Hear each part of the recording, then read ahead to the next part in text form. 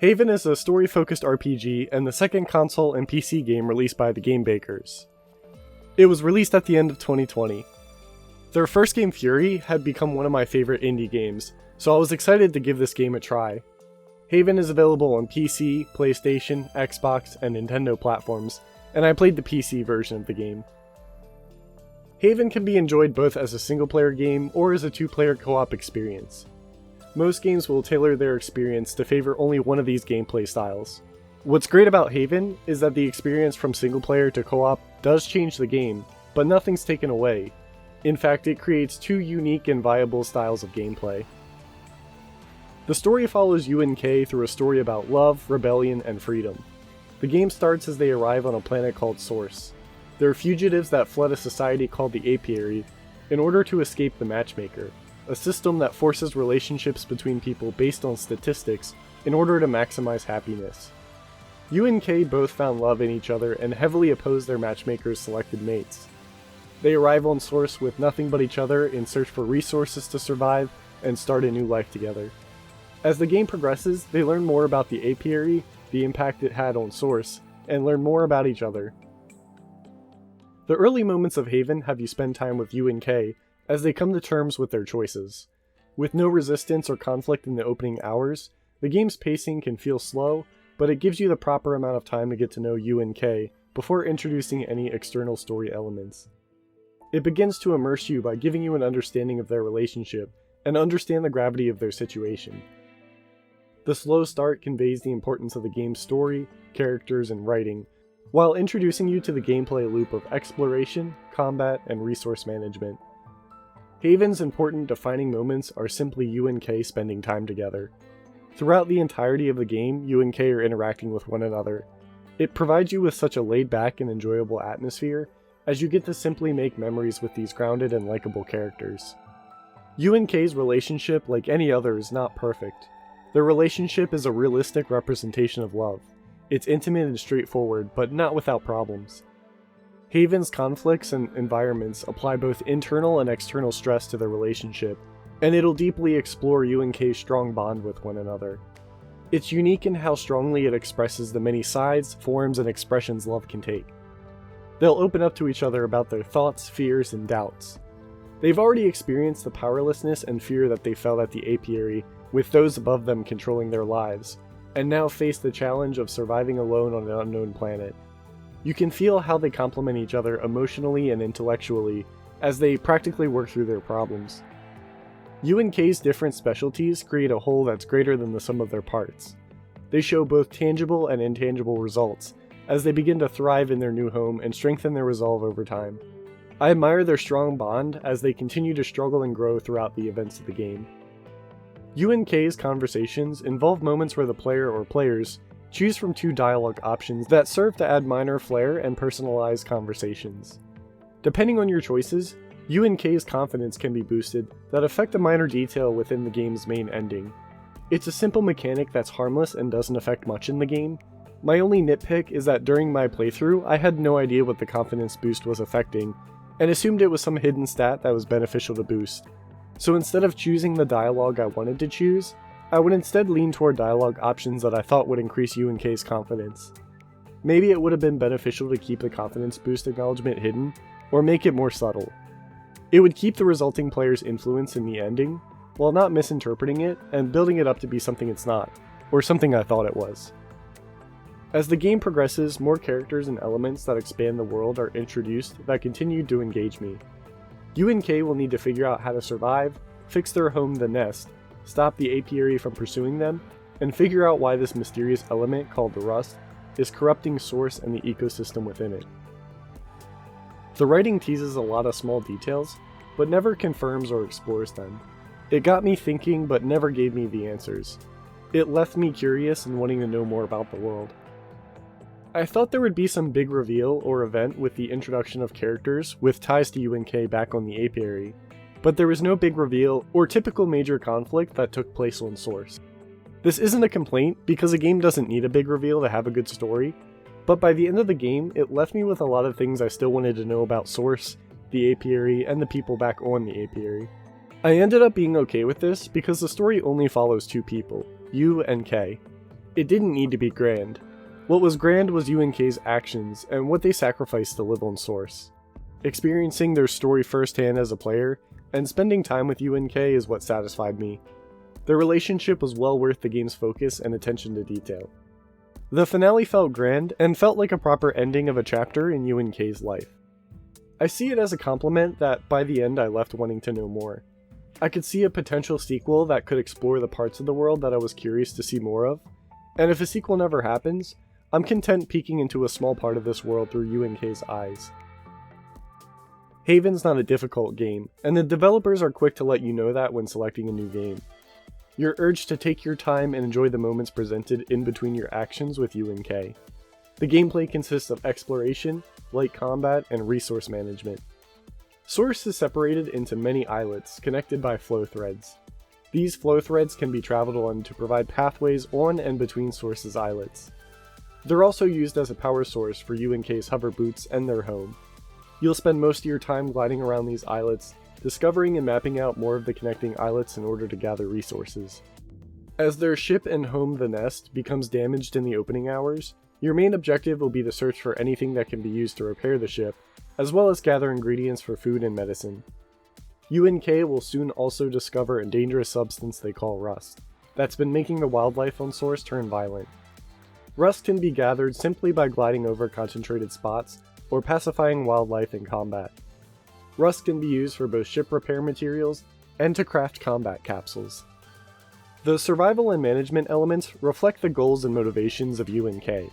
It's important to them that they gather resources to stay fed and healthy, fix the nest to keep their home and shelter functioning, and warding off intruders trying to separate them. UNK both have jet boots that allow them to glide and drift through the environments. What's weird is when you aren't using the boots, UNK walk at a really slow pace, making the transition between states feel really jarring. There are times where walking's too slow and gliding's too fast. You're intended to always be gliding, because you can also make sharp turns with drifting and U-turn at any time. But you'll still need to stop for moments at a time when gathering resources and interacting with objects. While movement isn't a big part of the game, gathering resources is. If they let UNK walk or run depending on how far the control stick is extended, it would provide a good middle ground between gliding and walking, and would make the movement feel a bit more natural. Collecting rust is easy as you just glide over it. I just wish the same could be done while gathering other materials. To gather ingredients, you need to stop and pick them up one at a time.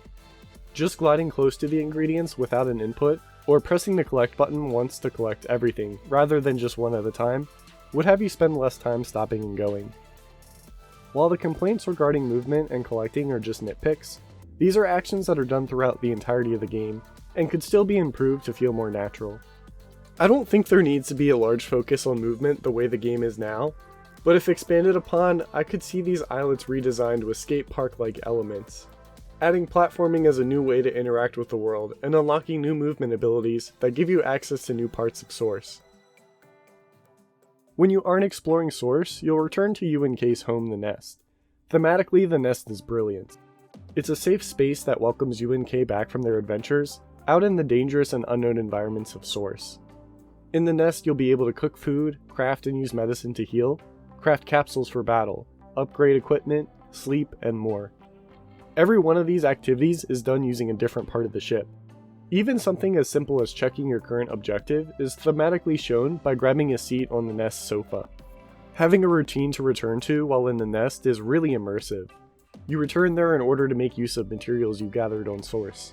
The Nest is where you claim the rewards of your hard work, reinforcing its importance. Even the experience you gain is represented by a bond meter between you and K. By battling and sharing moments together, you and K will become closer to each other and the bar will fill up. Once filled, you'll return to the Nest to celebrate with drinks in order to claim your level up bonuses. The only thing I would add is the ability to craft multiple resources at the same time.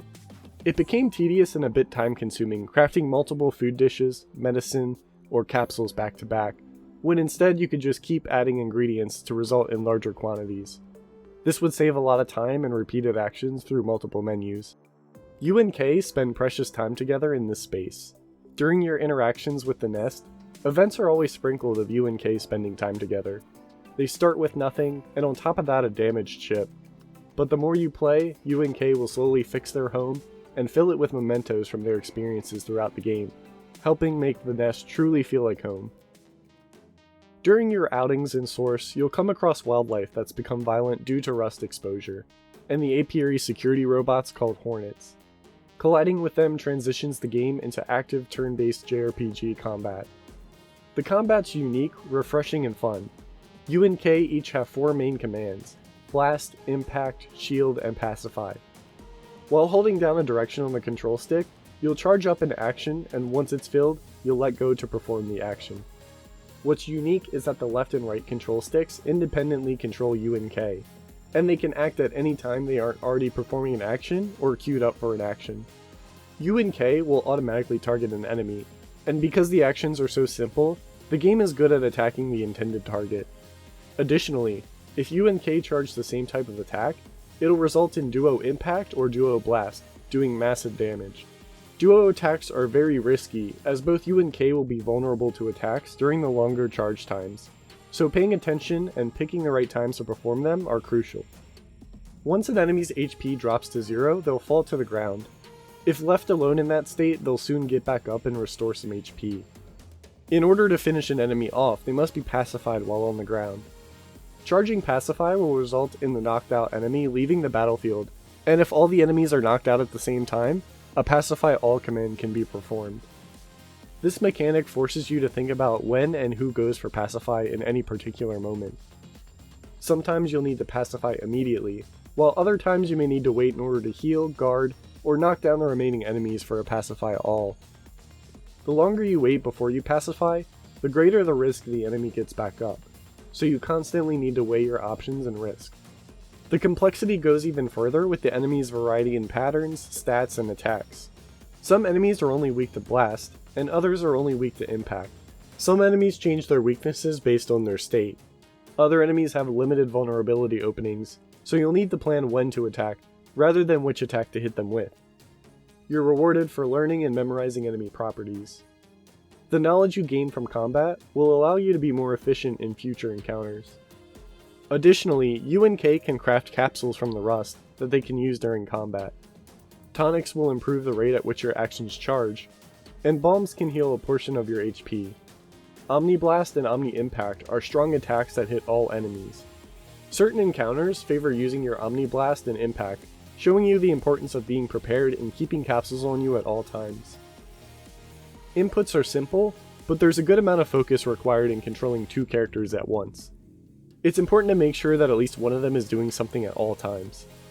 It's also just as important to minimize incoming damage. UNK can both block. The interesting part of this is that only one of them needs to block at a time. As long as one person's shield is up, they'll be guarding single hits for themselves and their partner. Shield's effectiveness will also diminish after a couple blocked attacks, requiring UNK to alternate who's blocking the hits. UNK's health in battle is represented by a glow around them. They'll glow blue when healthy, yellow when around half health, and red when close to death. Seeing their health glow gives you just enough information and helps the player manage incoming damage. It makes you prioritize the healthier character taking damage, so both UNK can stay alive. It's important to keep the both of them alive, as both are needed to keep the combat running smoothly. If only one of them gets knocked down, you feel the shift in combat favor the enemies immediately. It takes a long time to knock down, then pacify with a single person, and you'll be much more vulnerable to damage not being able to shield. Just as the story illustrates the strength and importance of UNK working together, so does the combat. If UNK's HP reaches 0, the shield command will be replaced with health, allowing you a timing-based chance to revive with a small amount of HP. You can revive as many times as you're able to, with the timing window for a successful revive getting smaller each time. This reinforces the lower intended difficulty of Haven, while making the help command a skill check that rewards good timing. While the command inputs are simple to execute, the mechanics and enemies provide a lot of variety that feels really fun to learn and master. There's a lot of moment-to-moment decision making that makes each battle never feel exactly the same. What's a testament to the combat is not only that it's simple to learn and fun to optimize, but when played in co-op, how you optimize the combat is completely different. Just as UNK thematically need to rely and communicate with one another in order to survive, In co-op, you must be able to quickly communicate and understand your co-op partner in order to optimize combat. You'll navigate the world together, craft materials together, and exchange dialogue together, making it a satisfying and relaxed co-op experience. Haven's combat is intentionally not challenging. Any one fight is most likely not going to get you a game over. The important part comes from managing your resources, hunger, health and combat items, and minimizing the amount of damage received during combat. It's important to gather resources from the planet, but also making efficient use of them. Before you leave the nest to explore Source, you'll bring up to 6 food dishes and medicine with you. I really like this as it makes sense that UNK can only pack so much. It limits the amount of resources on hand from a gameplay perspective, putting the player in a situation that makes each resource brought provide relief while feeling finite. It keeps you in a situation where you need to make a conscious decision when and where to use your resources. There's a realistic probability that you may run out, making the choice of when to start heading back to the nest an educated one. It illustrates the importance of scavenging while exploring Source in order to craft more resources to replace the ones used up during your trips. If you're always on the lookout and gathering resources you pass by, then you won't run out. You need to always consider just how many battles you can handle before needing to find a campsite or return to the nest. If you push your luck, you might be able to explore a bit more, but you might be pushing UNK into a battle they don't have the resources or health to win. During your travels, UNK will become hungry. When hungry, attack commands during combat will take longer to charge, represented by a yellow charge bar. I love this mechanic, as being hungry doesn't stop you from performing any actions, but it makes it a lot harder to be efficient during combat, resulting in taking more damage, and making it an important thing to manage. You can fix hunger by eating before leaving the nest, and stopping to eat at certain areas marked with a campsite. While at a campsite, you can use your medicine, cook, eat, and rest. These management and resource mechanics blend really well with the story themes of survival. You start with nothing. UNK have hope, but they aren't thrilled about their current situation. They're just getting by on a few resources they've found, eating the same meals every day. But by the end of the game, you'll find more and new types of resources, and even start to grow your own, turning the surviving couple into a thriving one. It's really empowering both from a gameplay and story perspective. Haven's art style is gorgeous and starts with one of the most beautiful, memorable opening movies. The opening movie was produced by Yapiko Animation and Yukio Takatsu, and shows breathtaking watercolor animation of UNK gliding and embracing each other. I could gush about this opening movie forever. It's an audio-visual treat, and the rest of the game is no exception. Haven's landscapes are simple but dreamlike. Colors are bright, vivid, and deep. It uses a cel-shaded design to smooth out colors and make any location fit for a painting. Areas will have different hues. Some are used more than others and can become familiar, but there's enough variation along with different islets containing different things to interact with. Islets are populated with wildlife that express that this is a living, breathing world, which makes it all the worse when the area is coated in a layer of rust. The corruptive nature of the rust shown in the art obstructs the natural beauty of the environments, providing an incentive to clean it up and collect it. UNK themselves have really good character designs. One thing in particular I like is that each of them have a red accent in the form of K's sash and Yu's hair tie. Up close, the models and shading can look simple or rough, but expressive animated character portraits are used for dialogue that draw your attention. I realized that this was probably a result of a smaller team, but I was a bit disappointed in the cutscenes involving UNK entering caves and buildings. Instead of showing what's inside, the camera stays outside while UNK talk in a muffled tone. It would have been a good chance to explore different environments, even if for a short time, and they could have even used the same first-person camera used in the nest to provide an up-close view for inspection. Haven's soundtrack consists of electronic synthwave tracks composed by French musician Danger. Danger also composed 5 tracks for the Game Baker's first game, Fury. I absolutely love Haven's soundtrack. The soundtrack has many different sounds. Tracks like Move It Muffin, Source, and I Can't Stay Mad at You are engrossing, somber, and comforting. The louder, more bombastic tracks like Still Free, Ready When You Are, and Now or Never have strong use of percussion in combination with synth to make a really unique, empowering sound. The soundtrack complements the environments and the relationship between you and Kay. It properly conveys the emotions of the game, helps immerse me in the world, and is as dynamic as you and Kay's relationship is. In the end, I wanted a bit more out of the story, but in a positive light. I really enjoyed the world and the characters, and I wanted to know more. They did such a wonderful job writing grounded and dimensional characters with you and Kay. It was a treat to get to experience such a small part of the world through their perspective.